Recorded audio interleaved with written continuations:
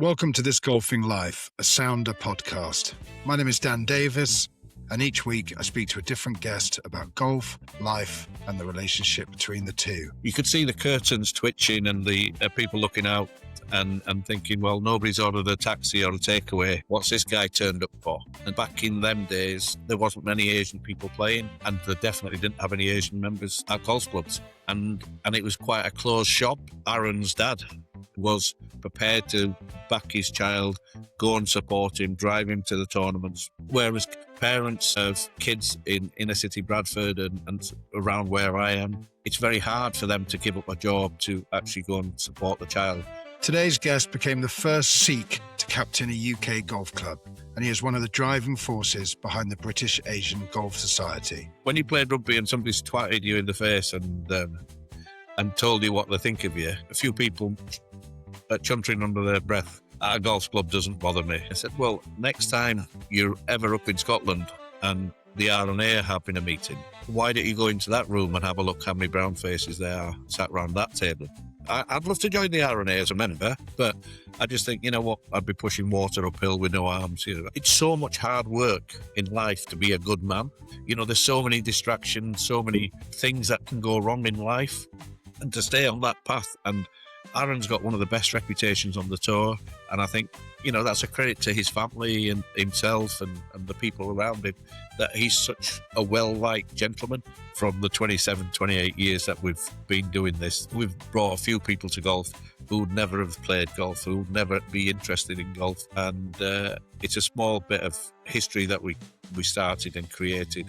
In a week that saw the first major championship win for a British Asian golfer in Aaron Rai, we welcome to This Golfing Life, Mr. Jaz Athwal. So Jaz, welcome to This Golfing Life. Delighted to have you on. What a week it's been for British golf, and in particularly for British Asian golf.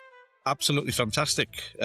Like you said, great opportunity for British golf to come to the fore. And being a Punjabi Sikh guy myself, really proud of Aaron for achieving such a fantastic tournament win and putting British golf back on the map again. Yeah, it is a momentous win because he's the first British Asian major winner, and British Asians are very underrepresented in the sport.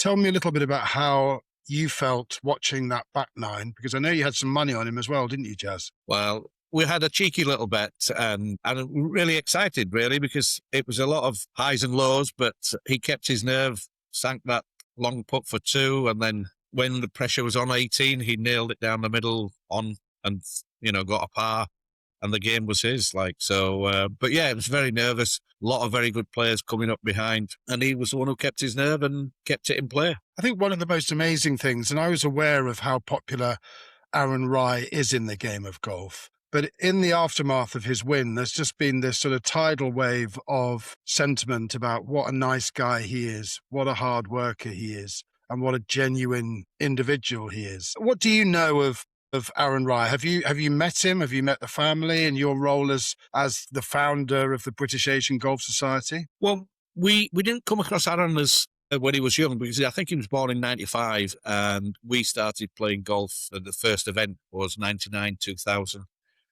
when Marilyn and myself became captains of Waterton Park, and we used to have an annual tournament, and then we used to go to Leicester, Wolverhampton, Nottingham. So they was I think the leaders of doing it. I think Leicester was first with Nazculla, and then we had ours, and then so it gradually grew and grew, and each of the different towns supported each other to make the event slightly bigger than normal. And so when we went to Wolverhampton, I think it was Harry Rai. I don't know. I think it might have been his uncle or some sort of family member who used to host that tournament. And then I was lucky enough to go to Wentworth and meet Aaron on the putting green at Wentworth. So yeah, just briefly met him, but really proud of the fact that he's done amazingly well and put British golf on the map, and Indian golf coming over there from, I hope so, encourages a lot more kids from various backgrounds, very similar to what Tiger did way back in the day. Yeah, I mean, obviously there was Tiger, there was Vijay Singh as a player of colour who did very well. What do you think Aaron's success will do in terms of encouraging young British Asian people to perhaps consider golf? I think there's been quite a big upturn in the quarter of a century that I've been doing golf and hosting our tournament with Ray, Billy and Marilyn. And we've been doing it for, like I said, 27 years. And we can see the upsurge in golf from the Asian community, from the Muslim community, from the Sikh community. There's loads of different community groups who are actually doing it between themselves, and that's really encouraging. And hopefully this is another kick on from Aaron winning and bringing everything to the forefront again. And it's fantastic. And there's so many people actually playing golf from different community groups. We have it at Bradford Golf Club and various other places that we attend. I think the London Sikh Society had one at St. Pierre on the 6th of May. Bim and his team over there. So everybody's still doing it. They're still doing it in their own little pockets. But we've got our event coming up on the 7th of June and people coming over from all over the UK. So I'm looking forward to that nervously. It's our 27th year, 27 years, I think. So it's good. So I'm really encouraged by the fact that there's so many people playing. Tell me a bit about the situation when you set up BAGS, the British Asian Golf Society, or one of the co-founders. Where were you in your life? What were you doing? And where were you in terms of your golfing life? Well, I mean, that was 20 odd years ago, but we started a lot earlier than that. Because I used to love playing rugby, amateur rugby league, and that was quite a hard thing to do back in the day. But that was a winter sport, so it'd finish in sort of December. And when summer was around, we didn't have anything to do. And so I took up golf many moons back. And I was the only one who started playing. Then I encouraged my brother-in-law, my brother, and my good friend Ray Risham to start playing. So that was our little four ball. And the hard part of it in back in them days was to find a golf club that would let us join or get on. And we found a lovely golf club in Bradford called Carveley, and they let us join. And we joined and we played from there. So, and everything else is now I'm lucky enough to be a member of Ganton, which is probably one of the best ones it's probably the best one in Yorkshire and in the top 25 in the UK now. So we love golf. And you mentioned playing rugby league, Jaz. You played for Bradford Northern, didn't you? I had tryouts with Bradford Northern. How many Punjabi Sikhs were there playing rugby league in those days? Yeah, we had a tryout with the academy team, trying to get a professional contract, very hard. The family weren't very keen anyway, because obviously we were shopkeepers I still am a shopkeeper, and or I was, I've sold up now, but I don't think sport was a direction that people wanted them to go. I think the parents wanted it to be quite academic, doctors, solicitors, usual stereotypes. But I had a great love of rugby league. Tried it at Bradford Northern in the academy team. They called it Colts back in the day, and made some really good friends, played a lot of amateur rugby league, and I'm still friends with them. And it was tough in them days. It was quite good fun, but everybody called you what they saw, you know what I mean? And they weren't hiding behind anything. And it was quite open and blatant. They could quite call you packy, wog, all those little terms that the referee wouldn't hear. But I had a really good set of friends who the team I played for was based out on a predominantly white council estate. And some of them friends, we still meet up after all those years, nearly 40 years. We still meet up for a drink on the first Saturday of December. And we've done that for the last 40 years. But yeah, rugby league was a fantastic opportunity for me to make some really good friends. Academically, I wasn't super, but sporting-wise, I used to love it. And then when winter came and we didn't have anything else to do, that's when I took up golf. And I started playing with a couple of friends, but then I brought Billy, Risham and Tommy into golf. And we've been playing ever since. What sort of reception did you get when you first started playing and you first started turning up at golf clubs as a British Asian male, Jaz? Well, I mean, I think I always used to say that you could see the curtains twitching and the people looking out and thinking, well, nobody's ordered a taxi or a takeaway. What's this guy turned up for? And it was quite a nervous reception because they didn't know what. And never, obviously, 99.9% of the people back in them days didn't have any Asian members. There wasn't many Asian people playing, and they definitely didn't have any Asian members at golf clubs. And it was quite a closed shop, so Now you can see who's on the waiting list. They have to print it out. Whereas before, it was the old-fashioned membership's full, and we'll let you know if you can join or anything like that. So the first golf club I actually joined was Carfley, because they'd let me join, and then we went over to Waterton Park at Wakefield. It had just opened up in 99, 98. And we joined there because it was convenient for Tommy, Billy, and me and Ray. It was in the middle of everywhere. We had half an hour. Everybody travelled half an hour to play, and we became captains there, Marilyn and myself, from then. And we held this annual tournament every year since, apart from 1 year with COVID, but every year since. Been good. And tell us a little bit about the first staging of the Asian Open, isn't it, that you called it? Is that correct? Yeah, we call it Asian Open, but it's open. It's 60, 70%. It's a total mix. You know what I mean? Robert Jenrick could have a heart attack there because there's people mixing from white people and black people, and everybody's mixing and are all having a good drink. So Jenrick will have a shock of his life if he turned up there. But and that's my only political point I'm going to make. But yeah, you know, it's good. It's good in the sense that when we first started all them years back, there were a handful of us. We had a T-shirt as a prize, and there were 12 people played, I think. And it was just a social get-together. And I suppose it was just a recognition that because one of the Asian people had become captain without actually knowing what that entailed. And to become the first Sikh captain of any golf club in the UK was a great honour. And it was just nice to be part of. And we just thought, you know what a great job. And we started raising some money. And then as it got busier, we thought, well, actually, let's go into schools and see if we can add some value to the inner city schools in Bradford and see if we could actually deliver golf. And we had a really young man called Simon Hotham, who's a PGA professional, we paid him to go into schools and deliver golf when it was a lot more easier than it is now. But that was the idea, to raise some money to pay for somebody to go in and teach golf into schools in inner city Bradford. Yeah, and Aaron Rai has talked quite a lot about the team, if you like, of people that have enabled his golf, not least his parents. I think his dad pretty much, gave up his work to really focus his time on Aaron's golf. And then there was a local businessman who supported him. Then there was the pros from the local driving range. And then obviously Andy and Piers from Play Better Golf. But he's had the same people around him for a lot of the time. A lot of those people have really enabled him. How difficult is it for British Asian kids to even come into contact with the game without the sort of opportunities that you were creating? I think golf isn't cheap, but I think if the kids wanted to get involved at this current time, I used to tell them that it was like we'd give them the golf clubs if they needed, or sometimes a membership way back in the day was cheap enough than a pair of trainers for especially a child to join a club.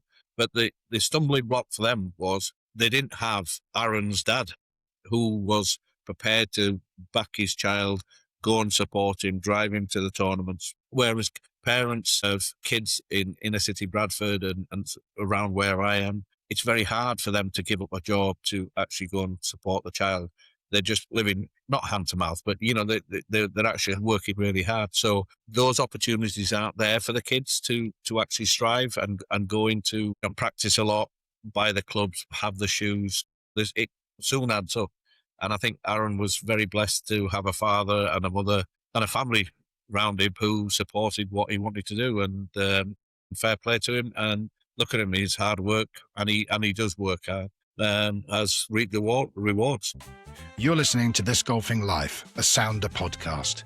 Find out more about Sounder at soundergolf.com.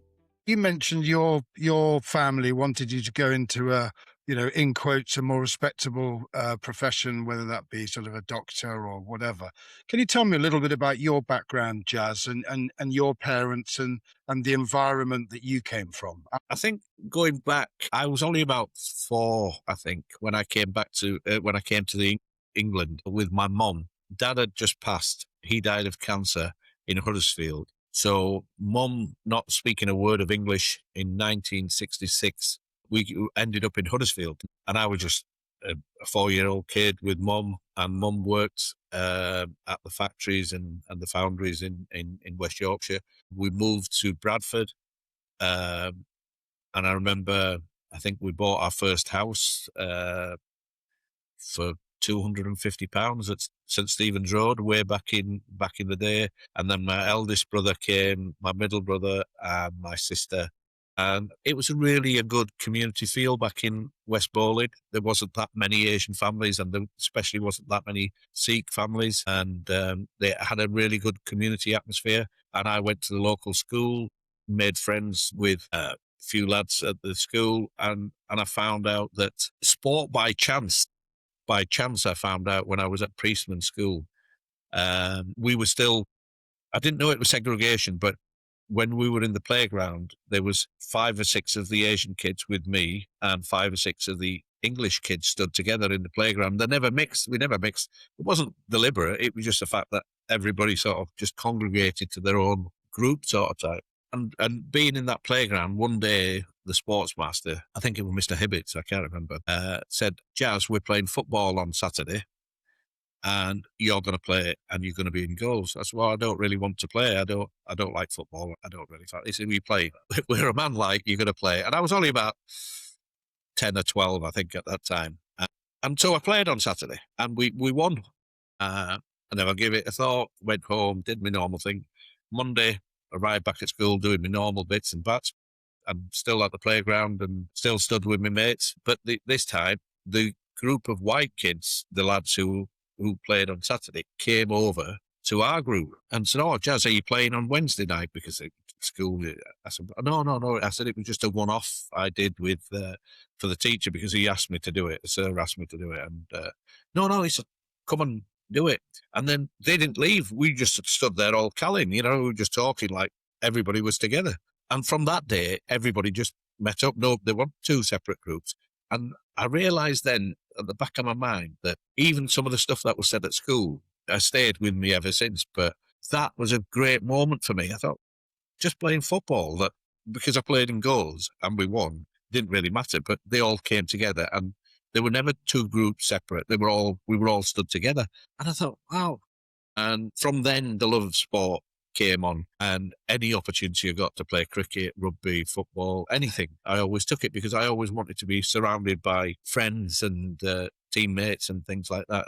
And sometimes you miss it now because you've retired and you miss that camaraderie and everything. But, have some good friends and who keep us all going. Well, the good thing about golf is you can play it almost until the day you drop, and you get that camaraderie, you get that togetherness and that competition.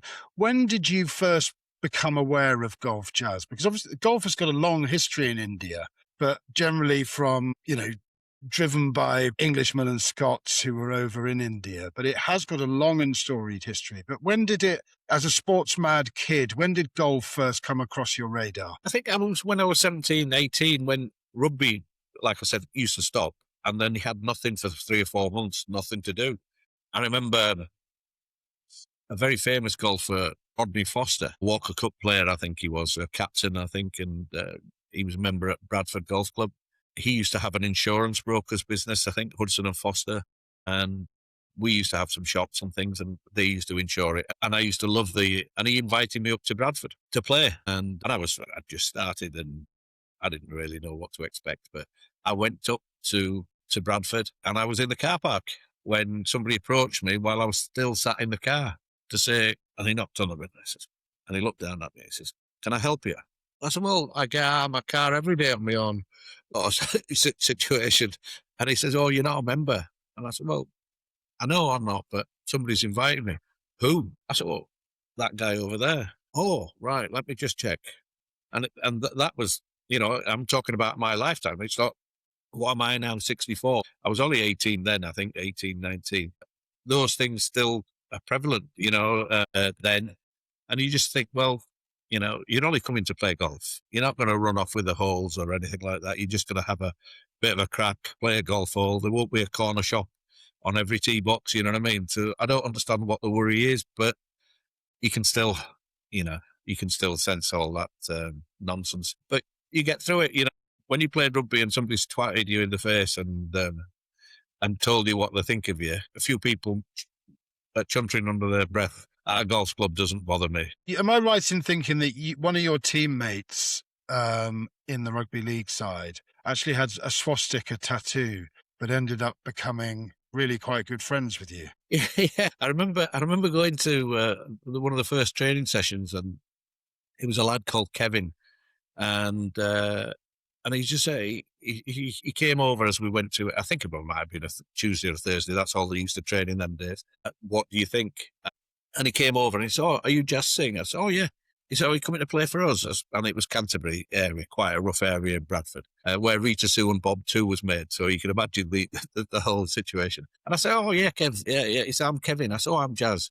And as I shook his hand, on his hand here, he had a squat sticker here and an NF tattooed on here. And anyway, I thought, oh, bloody hell. I looked, I shook his hand, and we were introduced to everybody, and we just used to start playing. But anybody said something to me on a Saturday afternoon, he was the first one in, and it was like, it was a bit odd, you know what I mean? I'm thinking, oh, I can handle him, Kev. And it was, the whole team was from that area, but they were the first ones to protect me and do that. And I remember going to the first Christmas do with my wife, Pauline, and we went to this pub called the Sportsman, and it was like wall-to-wall skinheads, Doc Martens, and he walked into our Christmas do, the rugby Christmas do, and my wife's shaking. She said, "What were you doing here?" I said, "Oh, don't worry, I'm fine." And they're all going, "Hey, Jaz, how you doing?" "All right, yeah, good." And I'm thinking, this is mental. This is mental. These are the people who are skinheads, National Front, and we're all sat together in there. And I did ask Kevin. I said, "Kev, squat sticker." He said, "Jaz, I know." He said, "I know you noticed when we first met," but he said, everything I knew about Asians or black people was from my family. And you're the first Asian guy I had a sit down with, had a pint with. So I do feel embarrassed by it, but that was my only contact or any knowledge about Asian people until you came along. And you're sat here having a pint with us, we'll do all the songs and all that sort of thing. And so those are the people from that estate 40 odd years ago. Yeah, probably more, 44 years ago, that we still meet up in December for a pint and a get together. There were skinheads back in the day, and now they're skinheads now by nature. I think they've all gone bald, and everybody's 60 odd years old. So the boys are great. The boys are thrilled. What's worse to deal with? Somebody who is sort of racist to your face in the heat of battle on the rugby pitch, and I'm not excusing it just because, you're playing a physical sport like rugby league, or somebody who's sort of whispering behind their hands or twitching the curtains at a provincial golf club. What's harder to take for you, Jaz? The harder to take is the people who just shake your hands and think you're what you are. I used to prefer the old days of when somebody called you something, you did it to your face, he punched you in the face, you punched them back, and it was great. It was out in the open. Now you can sit with people and they shake your hand and they won't give you time of day, to be honest, but they've no other choice because you sat there and they have to make polite conversation. But you knew that they wouldn't be actual friends. So for me, it's people can, life's too short. You know what I mean? You were just saying, right, what a good man he is, and it's so much hard work in life to be a good man. There's so many distractions, so many things that can go wrong in life, and to stay on that path. And Aaron's got one of the best reputations on the tour, and I think that's a credit to his family and himself and the people around him, that he's such a well-liked gentleman. And to be a good man, it's really hard to be a good man with everything that's going on, especially in golf. If you have a shocker, you can be rude, you can do this. But he seems to maintain everything, and it's a credit to him and his family. Yeah, I mean, he certainly speaks very highly of his parents.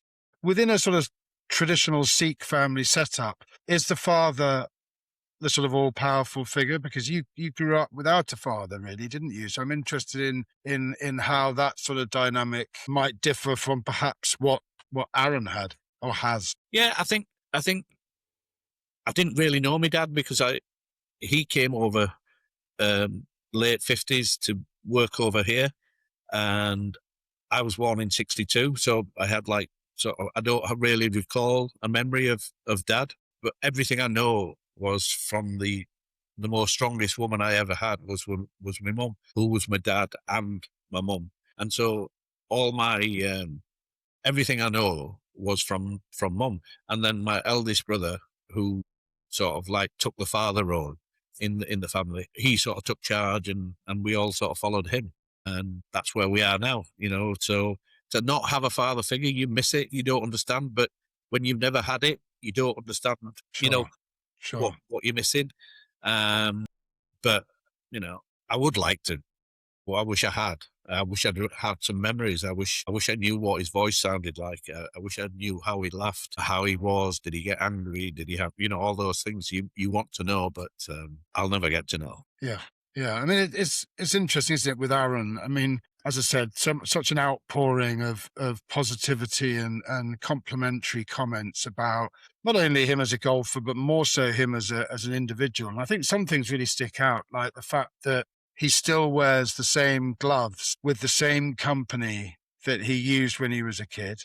He doesn't drive he's got a secondhand car, which he likes because it's vintage. The iron covers people talk about and all that sort of stuff. But he hasn't got an agent. He doesn't seem to be somebody whose sole motivating force in life as a sportsman is money. And God, that's such a welcome change in the modern world. And I hope that he doesn't become sort of almost caricatured for it. What is it about his approach to life, the class with which he carries himself, that you recognise as a Punjabi Sikh, Jaz? I just don't think money is God. Money is not the be all and end all. I think it's great to have that, but I think if he strives to be good at what he does and becomes a good person and I think God will give him all he needs. And I think that's probably what the Sikh values are, that if you strive to work really hard, you're fair with people, you don't need to do this, you don't need to do all the things that are there. I think God will smile on you and he'll make sure that you get to where you need to be.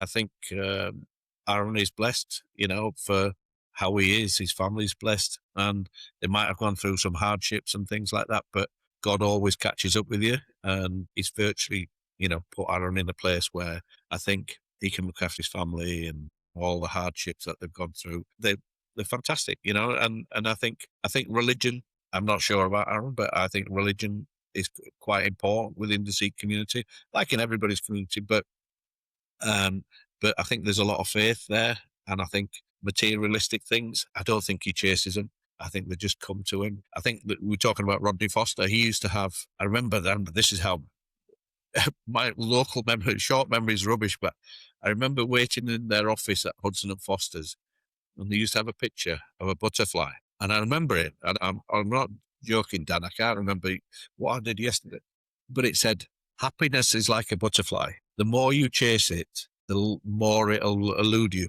Let it be, and it'll come rest on your shoulder. And I think that in life, for me, is right. The more things you want and chase, it'll never come to you. So you just work hard, be right with folk. That's an old Yorkshire saying, and I live by that. Just be right with folk. If I need something from somebody, and there's so many good people who put their hand up to help with the tournament, with the charity work, with the various things that I get involved with, those people are gold. You ring them up once and just said, "Oh, I'm having a charity ball. Can you provide the spirits?" And Mr. Narang just put his hand up and said, "Oh yeah, I'll give you that. What is it, £7,000? Yeah, I'll."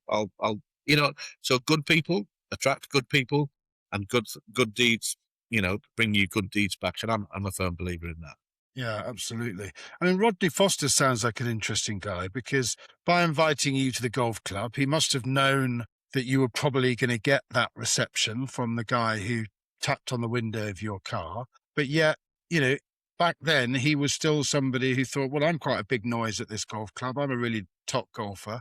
I'm going to set an example here, and I'm going to invite my friend Jaz for a game of golf. I mean, how unusual or how atypical was he at the time, do you think? Well, I didn't know. Obviously, I knew Rodney through business and insurance broking. I didn't know him sort of like on the social side, and I don't think Rodney actually had expect me to say, "Yeah, okay, I'll come." You know what I mean? Right. Because he was a big wig. You know what I mean? He was, like I say, a Walker Cup player. I think a Walker Cup captain. He just got a new book out, and so I'll plug that for him. But he's a member at Ilkley. He's an honorary member at Bradford. So I think it was more not him doing me a favour. I think it more of a fact that we used to do business together, or the family did business with him, and he thought, "Oh, I'll ask Jaz if he ever fancies a game." Like, Dan, if you ever fancy a game, let me know. And I'm one of those mad people who say, "Oh yeah, I'll take you from that. Yeah, I'm free next Wednesday." And I think it was that sort of scenario that that Rodney got entangled with. But yeah, I was still there. Say hello to him whenever he's up from Ilkley. But yeah, so that was my first introduction to Bradford Golf Club. I'd never been up there before. You're listening to This Golfing Life, a Sounder podcast. Sounder's golf gear is designed from scratch and tested on the course. Get 20% off your next basket at soundergolf.com using the code POD20. That's POD20. You mentioned the Asian Open and the British Asian Golf Society, and you mentioned some of the places like Wolverhampton and Leicester.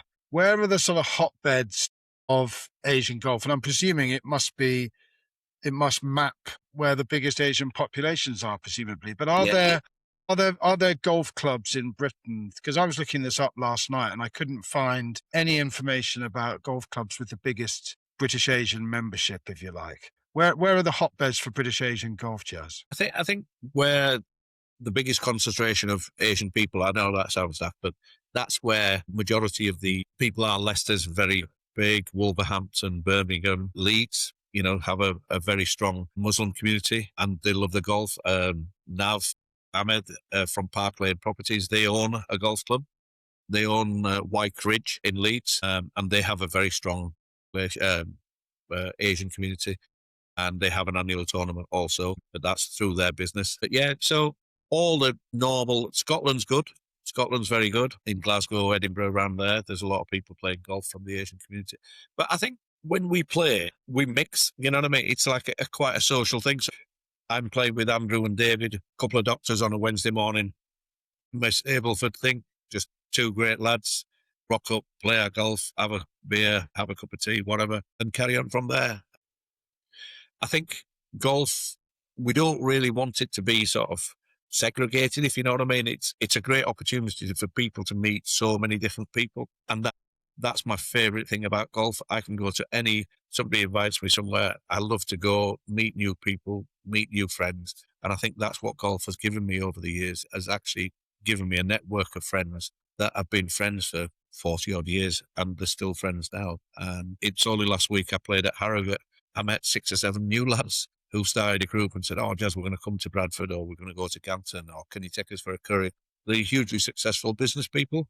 So golf like rugby league was a great leveler in sport. Golf is a great leveler because anybody can play with anybody and we can all talk about the same things. We can all turn up like Tiger Woods one day and then the next day you don't know what's gone wrong. It could be anything. So that's the beauty of golf. So everybody at any level. It is a great social glue and it's a great social opportunity. I totally agree. I mean, you can meet people that you'd never bump into in any other walk of life on the golf course. Talking of meeting people, is it right to say that no governing body in golf or no major organization has sort of sat down with you and asked about what they might do to increase participation? And the last bit of data I could find was that 2% of golfers in the UK are Asian or British Asian. That was the last data point I could find. Is it right to say that nobody's sat down with you and tried to plug into your experience? Yeah, nobody's really bothered to come down and speak to when we originally did it 10, 15 years ago, we used to deliver into schools. And I think we had one sort of conversation. It was a brief conversation with people at that time about that we were delivering golf only to Asian kids, you know what I mean? And which was a bit of a shock to me when he said that. And I said, "Well, what do you mean?" He said, "Well, all the kids that you're going into are Asian kids you're delivering." I said, "Well, no, we're actually going to schools in inner city Bradford. If they're full of Asian kids, we have no control over that. But we're not just saying, no, we're going to that school and we just want to teach Asian kids. We would send a professional in with equipment to a school. If they were predominantly all Asian, that was my concern, that we just wanted to golf into inner city schools in Bradford, which we did for about 5 to 10 years, I think. Now we pivot and we just raise money for charity. But I did say to the same person who mentioned that to me, I said, "Well, next time you're ever up in Scotland and the R&A are having a meeting, why don't you go into that room and have a look how many brown faces there are sat around that table and black faces and how many members are in the R&A of, I'd love to join the Aaron Rai as a member, but I just think, you know what, I'd be pushing water uphill with no arms. I have no desire to, I'm 64. I have no desire to pick in any more fights or battles. I've done my bit. I think I've done, with the rest of the guys to promote golf with the Asian community. And if people want to have ideas about how things are and what we do, you should talk to people from that community. You know what I mean? How do you get into it? There's a big, massive uplift of actually people playing from the Asian community, be it the Hindus, the Pakistani community, the Indian community. So all these people have taken, we can see the big uplift over the years from where we have 12 people, where we have to turn down 40, 50 people from our day because we haven't got any room. You know what I mean? We're thinking of having a 2-day event now where we wouldn't have it. And I'd love to take it to Ganton, but I don't think Ganton's ready for a Punjabi golf day. You know what I mean? So it might be a bit trickier for them. There are still serious barriers, aren't there? If that is still the case, that people just don't want to host an event like that, then we've still got a lot of work to do, haven't we? I think actually hosting an event because they don't understand why we would do certain things, because there's certain things we do, as in provide the drink, provide the food, and so on and forth, because that's in our culture. It's not because we don't want to buy the steak and veg pie from the golf club. It's just our culture says that if you're coming, this is how we would host. It's basically an extension of our home. So, and I think it's that education to golf clubs to say, I just £70 a tee off time per person. We're happy to pay it, but let us bring the food that we know is good. Like our day consists of, Dan, arrival at 11 o'clock. We've got samosas, we've got onion bhajis, we've got pakoras. The bar is open. It's a free bar. So, and then we look after them all day. There's Ray who's got a station set up on hole 5, which looks after 4 or 5 holes. People can stop and have some more samosas, have some more drinks. And it's a really social event. And then we have some Indian food afterwards with some, and so I think it's just the lack of people not understanding. They're thinking, we want to save money because we don't want to buy the food from there, or we don't want to provide the drink, or this, that, and the other. It's nothing of the sort. When you want to host an event that is Asian or Punjabi or whatever, you want to buy into that. And if you explain to people why we do it, they're happy to take it on board. Like I said, Ganton's one of the best golf courses. I love it there. And we've never approached them really to, have a day, because I think, one, it'll be too busy for them. And there's, it's very hard to, of that caliber of golf club, to agree. But we're happy with Bradford. But Bradford have been really good with us. Like I said, we've had it at Huddersfield, we've had it at West Bowling, we've had it at various places over the last 27 years. So we've been lucky. We've been lucky with a lot of good people who understand what we're trying to do and why we do it. And I think once you explain why we do it. Where has surprised you on the flip side of that? Where have you been in your golfing life? And I'm talking about the UK here, that's really surprised you with how progressive or modern or inclusive or accepting perhaps they are, where you might have had a preconception that perhaps it wouldn't be that way. I think once you're at any golf club, I think they have, that you don't really, it's actually getting into them. And once you're there, I think they always think, oh, he must be, somebody's invited him, so he must need to be here, or otherwise he wouldn't be here. Like Swinley Forest is one of my favourite golf clubs, and the service and the attention you get is great. Sunningdale, being there, Wentworth was great, So there's a lot of people that I didn't think I'd have to behave, put a tie on and all that. It was quite enlightening, but I think it's the initial first barrier of actually being invited sets you up to get that service, because they probably think, well, if he wasn't invited, he wouldn't be here. So if he's invited, he must be with a member, and it's got to be right with that sort of thing. But I think 99% of the golf courses now, once you walk in, you don't have it, but you don't. Back in the day, you used to feel it. We used to be quite odd feeling when we used to go into a golf club, but now it's changing, because I think, like I said, it's everybody's mixing and integrating and doing what they can for the golf and how they can sort of mix in with the golf club and become part of the social committee, part of bringing different things to golf clubs, because all golf clubs are struggling, financially and so on and so forth. So they need to be diverse in their customer base and bringing for members to actually come to the golf club and spend money, because people don't want to be car park golfers to come in, play golf and go home. They want the golf club to be active. So they need to bring various different events, be it a social event, a curry night, a quiz night, or whatever. I think they've got to have that, and they've got to have an engagement from every member to come along and support. Because you were made captain at Waterton Park in Wakefield in 1999, the first, as you mentioned earlier, the first British Sikh to be captain of a UK golf club. Can you talk to me a little bit about that process? Presumably at most golf clubs, you have to be forwarded and seconded as a captain, or proposed, or whatever the term is. I don't think I'm ever going to be a captain of a golf club, so I'll probably never experience this process. But talk to me a little bit about the process and a bit about the sort of, not the election, if you like, but the gap between being put forward and then actually named as captain, and then perhaps even a bit about the response. I think Peter Heppenstall, who's the incumbent captain at that time, who asked me if I wanted to be vice captain.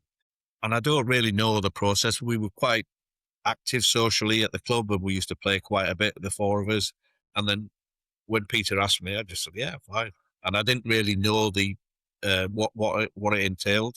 And then obviously Peter retired, I took it on. And one of the best things that came out of it, I met the lady captain, a lady called Marilyn Smith, Maz Smith. And Maz has been a family friend and my personal friend for all them years now. And she still helps every day. Well, we speak, but helps with the tournament for the last 28 years.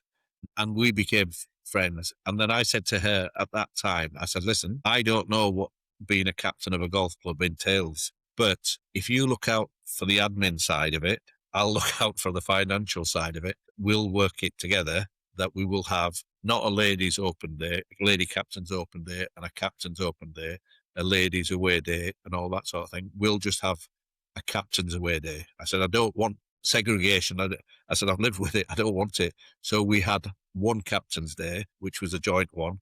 We had one captain's away day, and Maz and myself, we had mixed competitions. Like I said, that was a really important thing for us to do. And so, so we had all that side of it. And it was just understanding what the golf club worked, how it entailed, what it entailed. And for me, it was a big honour. I didn't know at the time that it was an important thing, but it took a lot of time up. There's a lot of work involved, and you've got to take your hats off to all the captains who were doing it. And my friend Reshape, he was captain at Bradford Golf Club not so long ago, about 5 years ago, I think. And that was a big honour for him. You had to battle, didn't you? Or you had to have some important voices in your corner, even as captain, to stage the Asian Open at Waterton Park. Yeah, it's only recently. I mean, my memory wasn't that brilliant, but I remember recently Marilyn telling me that the Patrick Hall was the pro paddy, and we wanted to have an event on a Sunday afternoon. And why we would have it on a Sunday afternoon is because we were all shopkeepers, and Sunday was the only day we used to have off.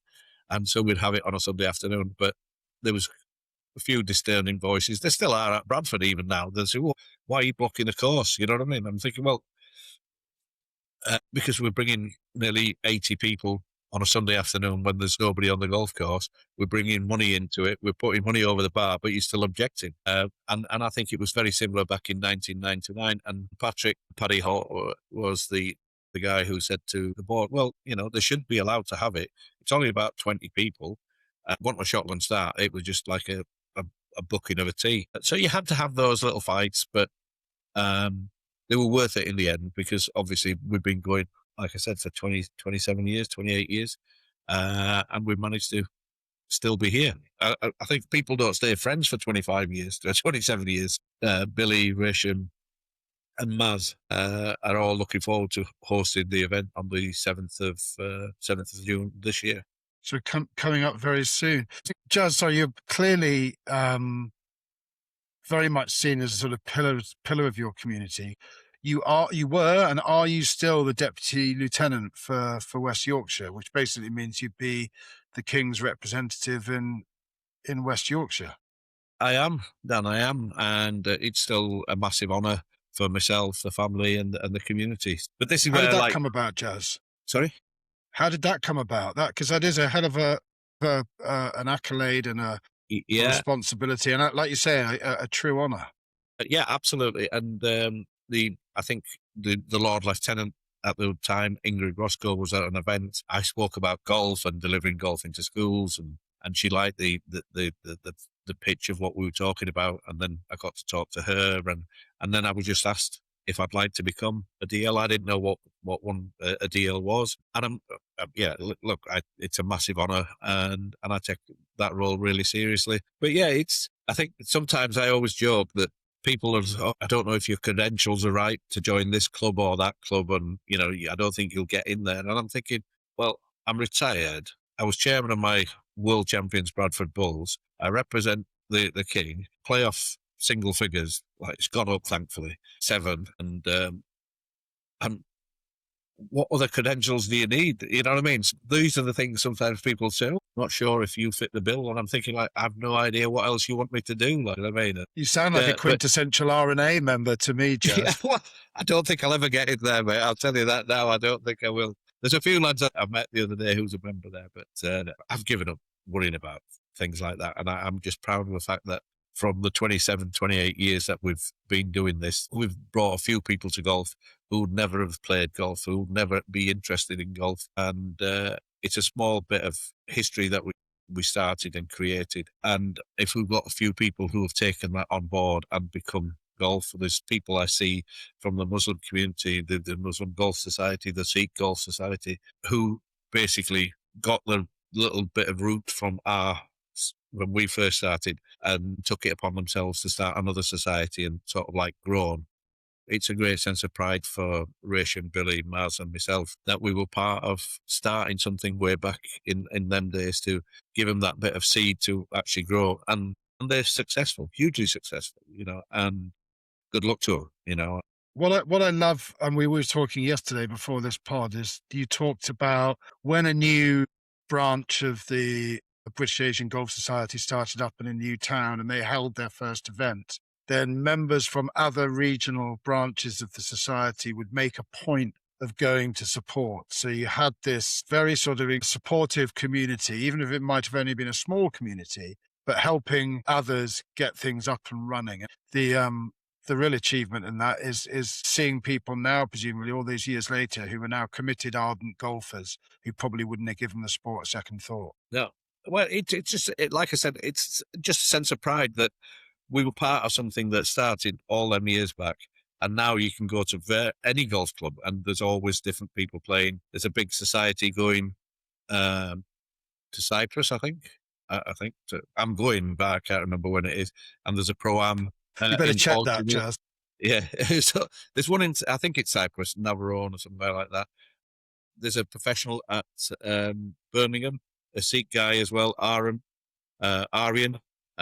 who's going to be the pro. And so it is a sense of pride that we've moved on to the level where people are just playing golf. And it's just how they can take it to the next level. And I think Aaron is going to be the big stepping stone for a lot more of the community to have a look at that, because they probably wouldn't know what golf is. I mean, my eldest brother knows I play a lot, but I tried to get him into it. He won't have it, but there's a lot of people who do. And I think with Aaron winning, especially within the Indian Punjabi community, that'll be, and in India, some of the biggest sponsors, Hero, Honda, Town, all them, they're massive. And that will encourage them to go and speak to Aaron. But like you said, he's not a money orientated guy. He loves his life. He's got his little covers on there. He uses his pink tea. He's got his. Well, I think the thing with him is he's just so humble, isn't he? And like, there doesn't seem to be any pretense about that. And I think that, I was reading last night and scouring sort of social media and the internet, just trawling all these incredible comments, and they came in from Rory, Ludwig,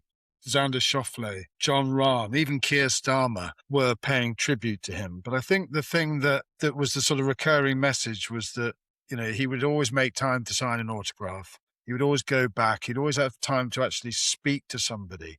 And you mentioned Tiger Woods at the very outset. Obviously, Tiger Woods changed the face of golf in so many ways, but he didn't really do it by connecting with people. And I think in Aaron Rai, we have a very different sort of role model who could be just as powerful, if not nearly as successful, if you know what I mean.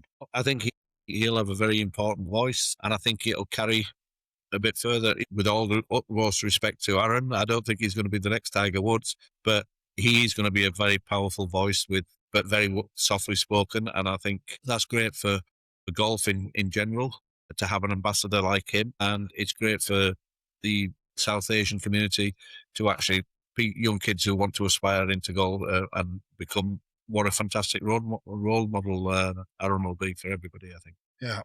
Sound support this podcast, Jaz. And I first came across you when working on the Sounder magazine a few years back, 5 years back, in fact, it was. And a writer, a good friend of mine, Mark Townsend, came to me and said he wanted to write a story about you. And I said, yeah, let's do it. This is a great story.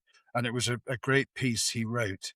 But Sounder's ethos is play well. And that's not just about, your score at the end of 18 holes or how you hit the ball. It's about the whole experience. So what I regularly ask guests is when they've been happiest in their golfing life, when and where they've been happiest. And where does that apply to you? I'm the happiest when I'm with friends on a golf course and it's nice and sunny and you're playing reasonably well, because golf has very different facets and something really insignificant can change a game. But I think life without friends is trees without leaves for me. And if you've got a handful of friends that you love and adore and you can spend time on a golf course, sitting on the veranda, having a pint of Guinness and looking out, life has given me a lot of things, and I'm blessed in the sense that happiness is with my family, with my grandchildren, but the most happiest I am is playing a bit of golf at Bradford or Ganton with 2 or 3 good friends, and we can have a bit of banter, bit of a laugh, walk off and try again the following day to break 100 and so on and so forth. So that's what life is all about now. It's about family, friends, grandchildren, and having a few wonderful people that you want to share some time with. Yeah, well, it certainly sounds like you're comfortably breaking 100 if you're off 7. That's unless you're doing a bit of handicap adjustment there, Jaz.